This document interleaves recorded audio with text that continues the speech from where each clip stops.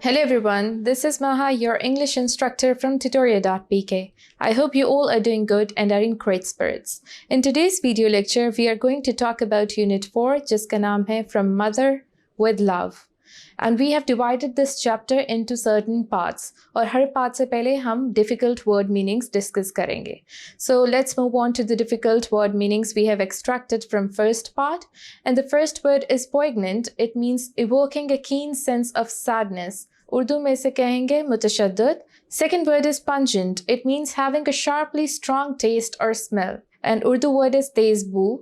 Third word is gulls. It is a type of sea word और इसे हम seagulls भी कहते हैं. Fourth word is soared. It means fly or rise high in the air. और उर्दू में से कहेंगे बुलंद परवाज़. Fifth word is swooped. It means and it has been used especially for a bird. It means move rapidly downwards through the air. Urdu में से कहेंगे झपटा. Sixth word is unhurried. It means moving, acting or taking place without haste or urgency. Urdu में से कहेंगे सुस्त. Seventh word is engrossed. It means absorb all the attention or interest of something, यानी मगन. Eighth word is gaily. It means with a bright or attractive appearance, यानी रोशन. Ninth word is housecoat, a woman's long, loose, lightweight robe for informal wear around the house. And इसके लिए हम same ही word use करेंगे उर्दू में भी, which is housecoat. Let's move on to the explanation of first part. इससे हमारे chapter की beginning start होती है. और first line क्या है? The day that Minta Hawley grew up. मिंटा हॉली जो है वो मेन कैरेक्टर्स में से एक कैरेक्टर है इस चैप्टर में. और इसमें क्या कहा जा रहा है कि जिस दिन मिंटा हॉली बड़ी हुई थी वो दिन कैसा था? गोल्डन क्रिस्प डे था, यानी कि सनी डे था और वो सितंबर का दिन था. Afterwards she was to remember everything. उस दिन के बाद उसने हर छोटी छोटी चीज़ को याद रखना था.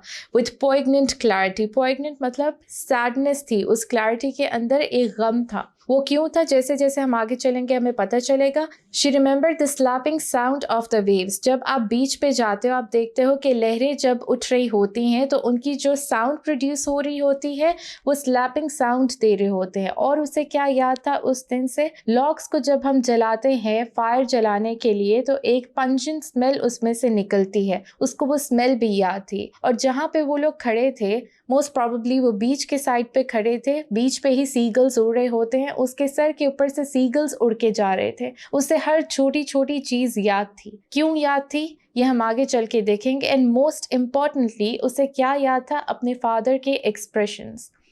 ये बात हो गई. अब ये जो प्ले है ये फ्लैशबैक में जाएगा. क्या बात होती है? It began like any other Saturday. अब एक सैटरडे को डिफाइन किया जा रहा है, डिस्क्राइब किया जा रहा है. सैटरडे पे क्या होता था? मिंटा अपने बेड में रहती थी और जो ब्रेकफास्ट होता था वो अनहरिड होता था, यानी कि दूसरे वीक डेज की तरह नहीं होता था कि काम पे जाना है जल्दी जल्दी ब्रेकफास्ट रेडी किया जाए और खाया जाए. अनहरिड ब्रेकफास्ट होता था और तीनों जो लोग होते थे मदर, फादर और मिंटा ब्रेकफास्ट के लिए एक रूम में होते थे. फादर क्या कर रहा होता था? न्यूज़पेपर पढ़ रहा होता था, डीपली इंडल्ज होता था. मदर अपने गेली हाउस कोट में, गेली यानी कि एक प्लेजेंट लुकिंग हाउस कोट में घर में घूम रही होती थी. वॉफल्स का मिक्सचर बना रही होती थी. वॉफल्स क्या होता है? It is a type of pancake और बेकन को फ्राई कर रही होती थी. एट द सेम टाइम मिंटा जो है वो ब्रेकफास्ट टेबल को सेट कर रही होती थी.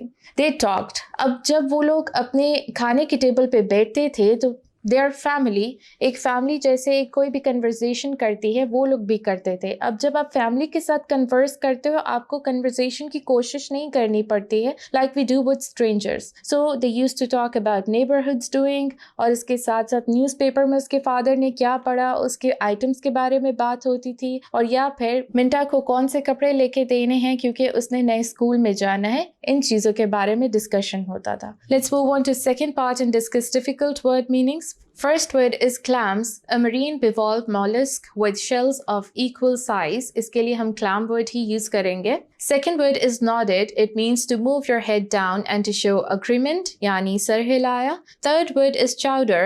It means a rich soup typically containing fish, clams or corn with potatoes and onions. इसके लिए हम soup word ही use करेंगे. Fourth word is curl up. It means to sit or lie in a position with your arms and legs close to your body. Urdu में से कहेंगे सिमटना. Fifth word is yawned. Involuntarily open one's mouth wide and inhale deeply due to tiredness or boredom, यानी ऊँघना या जमाई लेना. Sixth word is companionable. It means relaxed and pleasant because shared with friends or friendly people. इसको हम उर्दू में कहेंगे हम आहंगी. Seventh word is grim. It means very serious or gloomy. And Urdu word for it is sangeen. So let's move on to the explanation of second part. It was after the dishes were finished. अब उन्होंने breakfast कर लिया था. अब उनकी mother जो है वो dishes धो रही थी. Dishes धोना ख़त्म हो गई. उसके father ने, मिंटा के father ने उसे एक offer दी कि चलो बीच के तरफ चलते हैं.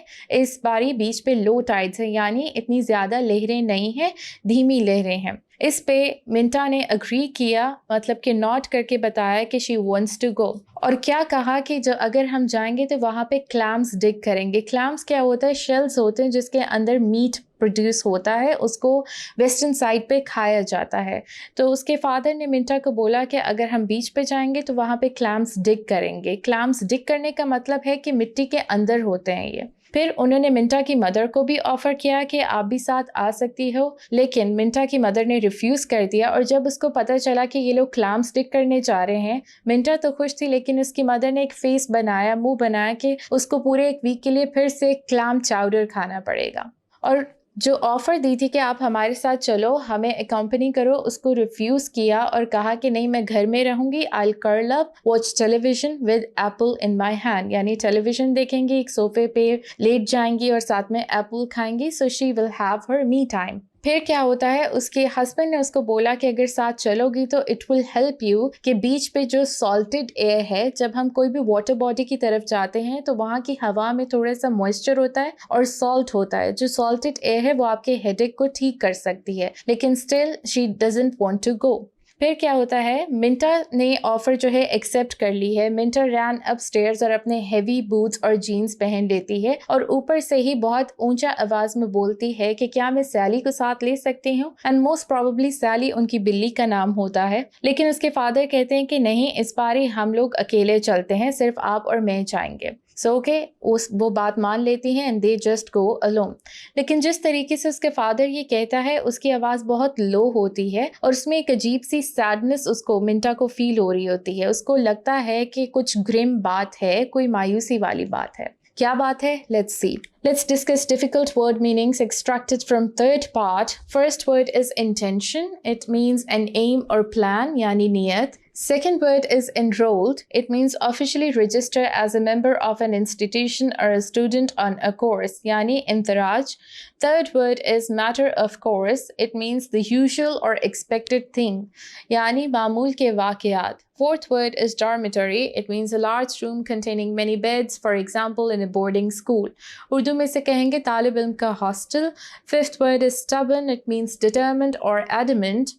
उर्दू में से कहेंगे ज़िद्दी. Sixth word is shovels, a tool resembling a spade with a broad blade used for moving coal or other material. Urdu में से कहेंगे बेलचा. Seventh word is pail. It means a bucket और उर्दू में से कहेंगे बाल्टी. Eighth word is jolly. It means happy and cheerful and Urdu में से कहेंगे बहुत खुश. Ninth word is inclined. It means be favorably disposed towards or willing to do something, यानी माइल करना. Tenth word is squishing.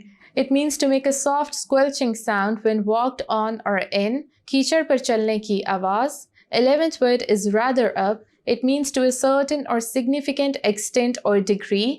और उर्दू में से कहेंगे एक मखसूस हद तक. 12th word is busily. It means in a very active way. Urdu में से कहेंगे बहुत fall. 13th word is digging. It means break up and move earth with a tool or machine or with hands, यानी खुदाई. So let's move on to the explanation of third part. He is going to talk to me about school.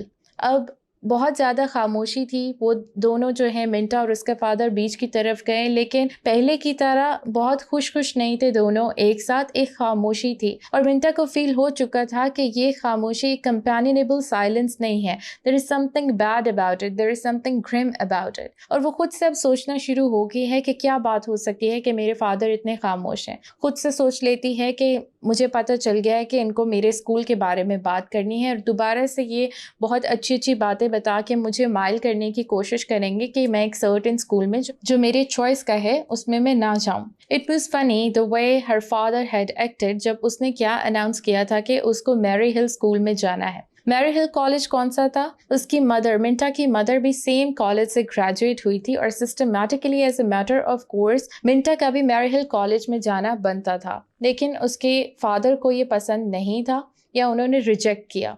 Last year was different. Last year different क्यों था? क्योंकि उसकी mother का operation हुआ था और उस टाइम पे उसके फादर ने बोला था कि मिंटा को घर पे रहना है और उस टाइम पे मिंटा खुद घर पे रहना चाहती थी, तो मैरी हिल जाना उसका तब भी पोस्टपोन हुआ था। और मैरी हिल एक ऐसा कॉलेज था जो कि इतने डिस्टेंस पे नहीं था कि रोज़ घर आना जाना हो सके।